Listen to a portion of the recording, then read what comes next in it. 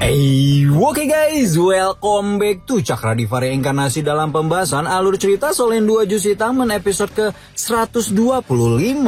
Seperti biasa, kita review dulu pembahasan alur cerita episode sebelumnya, di mana sisi terbalik di Tian telah menyelamatkan nyawa Yuho dari sinar kematian, dan ekspedisi pun dilanjutkan ke kawah puncak pegunungan Mingdo tempat menara Dewa Kematian berada. Namun ternyata yang ada di sana bukan hanya menara Dewa Kematian, melainkan si empunya menara alias Sang Doluo Dewa Kematian Ye Xiu Xiu yang juga merupakan pemimpin tertinggi Sekte Roh Kudus. Awalnya Ye Xiu Xiu merasa tertarik dengan Yuho yang memiliki kekuatan spiritual setara master dunia roh, dan menjadi semakin tertarik ketika mendengar bahwa pemuda itu adalah murid Muan. Namun setelah Yuho berusaha mempelajari menara Dewa Kematian, Ye Xiu Xiu menjadi marah dan hampir saja membunuh Yuho kalau sisik terbalik tidak melindunginya sekali lagi. Nah, di episode kali ini kita akan melihat bagaimana pertempuran antara Ditian dengan Ye Xiu Xiu yang tidak berlebihan kalau disebut bisa menggoncang seluruh benua.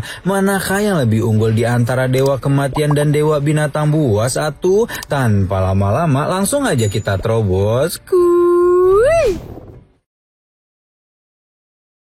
Bayangan naga raksasa masih memenuhi langit ketika pusaran-pusaran emas mulai bermunculan di sana, sementara Yuho yang kerasupan Ditian menunjukkan wajah angkuh ketika menembakkan pilar emas ke arah Ye Xiu Xiu sambil menunjukkan kekaguman karena dia tidak menyangka masih ada manusia di benua Dolu yang bisa berkultivasi sampai ke tingkat limit Doluo. Di sisi lain, Ye Xiu Xiu juga menangkis serangan Ditian tanpa banyak kesulitan sebelum bertanya mengapa pemimpin hutan pertarungan bintang itu sekarang ikut campur urusan manusia.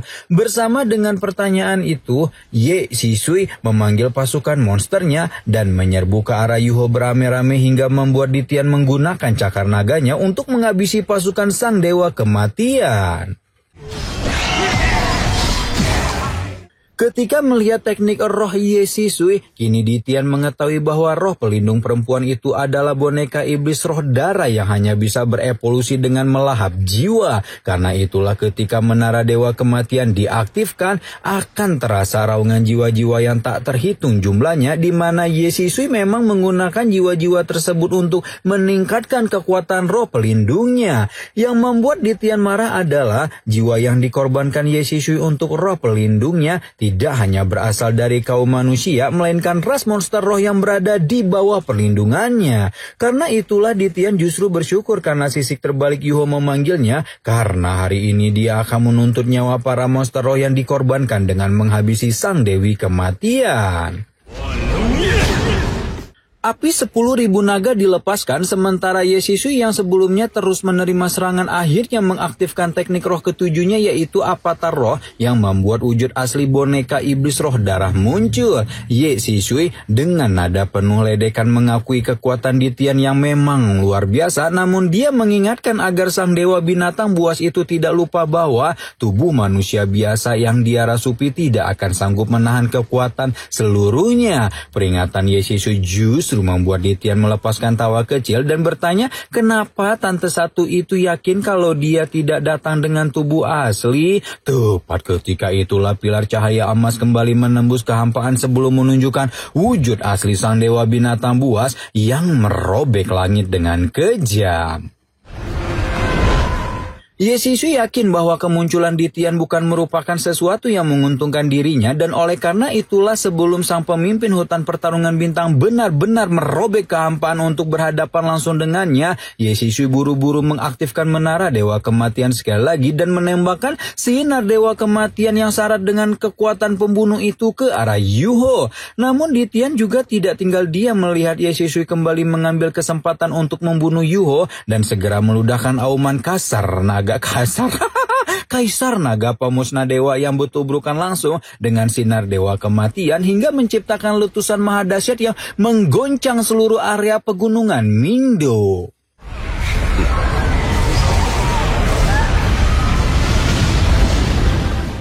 Raungan ribuan jiwa yang dihancurkan oleh Ditian memenuhi kawah puncak pegunungan Mingdo dan membuat Ye Shishui terdiam sebentar ketika melihat pemandangan pemuda yang belum genap berusia 20 tahun dengan bayangan naga raksasa di belakang punggungnya. Baru setelah terdiam beberapa detik, pemimpin tertinggi sekte Roh Kudus itu menyimpan kembali menara dewa kematiannya dan pergi begitu saja dari pegunungan tanpa sepatah kata. Ditian menghardik tindakan Yuho yang telah memprovokasi musuh sekuat itu, namun Yuho langsung menjelaskan bahwa semua ini dia lakukan demi kebaikan dan kedamaian benua Dolu, termasuk juga para monster roh. Ditian memahami maksud Yuho, namun dia harus bicara jujur bahwa bahkan dengan tubuh aslinya, dewa binatang buas itu tidak yakin bisa mengalahkan Ye Shishui. Karena itulah Ditian memperingatkan Yuho untuk menghargai dirinya sendiri dan menjauhi dewa kematian. Namun peringatan Ditian justru membuat tekad di hati Yuho menjadi lebih padat karena apabila membicarakan dewa kematian, dia mengenal seorang manusia yang memiliki kekuatan luar biasa yang sudah cukup untuk membuatnya menjadi dewa kematian. Tetapi sosok itu justru mengorbankan dirinya sendiri demi menyelamatkan manusia lain, dan sosok yang dia maksud tidak lain dan tidak bukan adalah gurunya sendiri, yaitu Abah Yilai Kesi. Beberapa saat setelah ikatan Yuho dan Ditian terputus, para Doluo Kekaisaran Singlo tampak terkejut bukan kepalang karena Ye Shishui, menara dewa kematian, maupun seluruh pasukan Kekaisaran Matahari Bulan tampak lenyap begitu saja dari pegunungan Mingdo yang menandakan bahwa perbatasan strategis dengan Kekaisaran Ryu itu telah berhasil direbut kembali. Namun momen yang seharusnya menggembirakan itu segera dipenuhi dengan suasana khawatir karena bersamaan dengan menghilangnya pasukan Kekaisaran Ryu, tampak sosok Yuho yang jatuh dari langit dengan kondisi luka parah di mana hampir seluruh meridiannya hancur lebur serta napas kehidupannya yang sudah sangat lemah. Tepat ketika semua orang sudah kebingungan ketika melihat kondisi Yuho, datanglah Dai Hao yang tidak kalah khawatir di mana Adipati Harimau Putih itu tidak muncul sendirian, melainkan bersama sosok luar biasa yang dikenal sebagai Dolu tipe penyembuh terkuat di dunia, yaitu Sang Dolu Tabib Abadi Wang Qianer. Wang Qianer segera berjongkok di sisi Yuho untuk memeriksa kondisinya, sementara Dai Hao dan Master Dunia Roh Kekaisaran Singlo lain masih memuja kemampuan Sang Dolu Tabib Abadi yang bahkan dikatakan bisa membangkitkan orang mati selama masih ada napas tersisa. Sementara orang-orang mengeluh-elukan kemampuannya, Wang Qianer justru dibuat bingung dengan kondisi Yuho yang sudah hampir hancur seluruhnya meridiannya, namun seluruh organ vitalnya sehat walafiat. Berhubung Wang Qianer merasakan bahwa pemuda ini memiliki kekuatan hidup yang jauh melampaui orang biasa, Dolu Tabib Abadi itu berpikir bahwa pengobatan berlebihan justru akan menyebabkan luka yang tidak perlu. Kurang lebih sama lagi sama penyataan Pak Guru Zhuang Yushen saat Yuho itu balik dari mata air es api dengan kondisi luka parah. Masih ingat kan? Nah, berhubung pengobatan berlebihan tidak berguna, Wang Qianer memutuskan untuk menyuntikkan sedikit saja kekuatan hidup dari luar untuk mempercepat pemulihannya. 9 cincin Wang Qianer bersinar terang ketika sang tabib abadi mengambil wujud roh pelindungnya, yaitu malaikat penyembuh, dan berubah menjadi sosok gadis muda yang cantik luar binasa.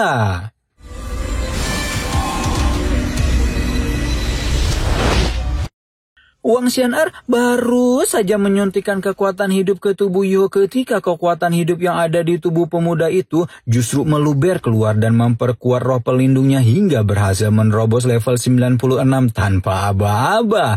Meski begitu, luka-luka kasar mata Yuho juga disembuhkan dan sekarang pemuda itu hanya butuh istirahat total untuk memulihkan diri.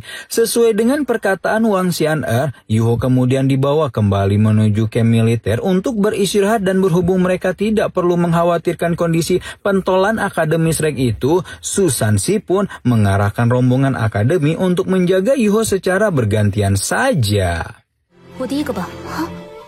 Tepat ketika Susansi menyelesaikan perkataannya, Ye Guyi langsung mencalonkan diri sebagai orang pertama yang menjaga Yuho dan membuat Tang Wutong merasakan sedikit keanehan di hatinya. Namun malam berlalu begitu saja ketika Wang Xian'er mengunjungi Yuho dan tiba-tiba saja nge-spill bahwa dia melihat cinta yang dipendam Ye Guyi kepada Yuho. Ye Guyi menunjukkan tatapan dalam sebelum berkata bahwa dia menyukai kesetiaan Yuho pada cintanya dan membuat Tang Wutong yang tidak sengaja menguping langsung pergi. Wang Xian'er kemudian paham jika Yuho telah memiliki kekasih dan meminta Ye Guyi untuk menikmati pemandangan lain mumpung usianya masih muda. Ya, maksudnya nyari gebetan lain lah. Singkat cerita, hari demi hari berlalu dan rombongan Akademi Shrek bergantian jaga seperti instruksi Susansi sampai akhirnya giliran Wutong tiba. Seperti orang lain, Wutong membantu Yuho membersihkan dirinya ketika pemuda itu tiba-tiba saja memanggil nama Wang Dong'er dalam tidur panjangnya. Yuho memimpikan kekasihnya karena sentuhan Wutong terasa begitu mirip dengan Wang Dong'er ketika merawatnya puluhan episode yang lalu. Meskipun sudah mengetahui betapa Yuho mencintai kekasihnya, Wutong tidak bisa menahan rasa kagum menyaksikan bagaimana pemuda itu memang benar-benar setia pada satu cinta. Dan entah mengapa pemandangan ini menciptakan semacam perasaan hangat di hatinya. Karena lelah berjaga dan merasa nyaman berada di sisi Yuho, tanpa sadar Wutong pun tertidur di sisi kasur dan langsung berjengit kaget ketika menemukan dirinya sedang menggenggam tangan Yuho yang masih tertidur. Wutong buru-buru menjaga ekspresinya tetap tenang ketika melihat rombongan Akademi Shrek datang berkunjung, namun Putri Tangsan itu segera berbalik antusias ketika mendengar Jiang Nanan berkata bahwa raut wajah Yuho telah menjadi jauh lebih baik. Dan benar saja apa yang dikatakan Jiang Nanan, tidak menunggu lama setelahnya Yuho membuka matanya yang telah lama tertutup sebelum langsung bertanya pada Susansi tentang situasi perang saat ini. Susansi menjelaskan bahwa Kekaisaran Xinglu telah merebut kembali pegunungan Mingdo dan mengamankan wilayah perbatasan itu dengan pasukan besar. Meskipun begitu, Yuho masih tidak bisa tenang mengingat fakta Kekaisaran Tianhun hampir dilumpuhkan, yang mengartikan bahwa Kekaisaran Ryu akan segera menyerang Akademi Shrek. Susansi memahami maksud adik seperguruannya dan berkata bahwa dia juga sudah mengirimkan informasi terbaru ini pada Pavilion Dewa Laut. Meski demikian, mereka tetap harus berdiskusi secara langsung dengan para tetua, dan karena itulah setelah Yuho pulih mereka akan segera kembali ke kota Shrek. Semua orang meninggalkan tenda Yuho termasuk Wutong, namun pemuda itu memanggilnya kembali untuk mengucapkan terima kasih atas bantuan Wutong di puncak pegunungan Mingdo, yang membuat Putri Tangsan itu merasakan keanehan di hatinya semakin menjadi-jadi. Sementara Wutong meninggalkan tenda dengan perasaan dak dik duk sher, Yuho mulai memikirkan hubungannya dengan Ditian terakhir kali, di mana Yuho mampu melihat cara sang dewa binatang mengalirkan kekuatan rohnya. Setelah sadar, Yuho mulai menjalani hari-harinya dengan normal dan menyantap makanan seperti biasa ketika tiba-tiba saja Susansi malah ngegodain dengan bertanya Yuho ingin dijaga oleh siapa malam ini atuh. Pertanyaan itu langsung membuat trio ciwi-ciwi di sekitarnya berhenti makan, bahkan Wutong sampai menjatuhkan sendoknya. Memahami bahwa pertanyaan Susansi membuat suasana canggung, Yuho pun berkata bahwa dia sudah bisa bergerak sendiri dan tidak perlu dijaga. Yuho juga menginformasikan bahwa 2 hari lagi kondisinya akan pulih total dan mereka bisa kembali ke Akademi Shrek, sebelum kemudian berdiri dari meja makan dan pamit undur diri untuk mulai berkultivasi lagi. Yuho buru-buru pergi tidak semata-mata hanya untuk menenangkan situasi yang canggung, namun dia memang ingin berkultivasi demi mengkaji lebih dalam cara Ditian mengolah kekuatan rohnya. Memang kerasupan Dewa Naga ini memberikan tekanan besar bagi tubuhnya, namun di waktu yang sama juga memberikan berkat bagi Yuho, karena dia menyadari bahwa cara Ditian mengolah kekuatannya merupakan bentuk tertinggi dari aliran kekuatan roh. Yuho berusaha memadatkan kekuatan roh seperti apa yang dia lihat ketika Ditian memasuki tubuhnya. Namun ketika melakukan itu, Yuho justru merasa bahwa kecepatan putaran kekuatan rohnya malah menurun secara drastis. Yuho yakin bahwa bentuk kekuatan roh ini masih memiliki rahasia besar yang tidak dia ketahui dan tidak mungkin diberitahukan juga oleh Ditian. Yuho berpikir apakah yang membuatnya gagal memadatkan kekuatan roh seperti Ditian adalah perbedaan atribut roh es ekstrim yang dia miliki dengan atribut sang dewa binatang buas. Dari penemuan itu Yuho mulai berpikir untuk menggunakan teknik Suantian, yaitu menggunakan kekuatan roh murninya sendiri tanpa atribut roh apapun. Yuho juga mencoba untuk menyerap kekuatan roh yang ada di luar tubuhnya karena bagaimanapun langit bumi yang maha luas ini menyediakan energi alam tak terbatas untuk diserap. Baru setelah menemukan banyak hipotesis untuk dikembangkan itulah Yuho melihat setitik pencerahan dalam kultivasi ini. Dan akhirnya...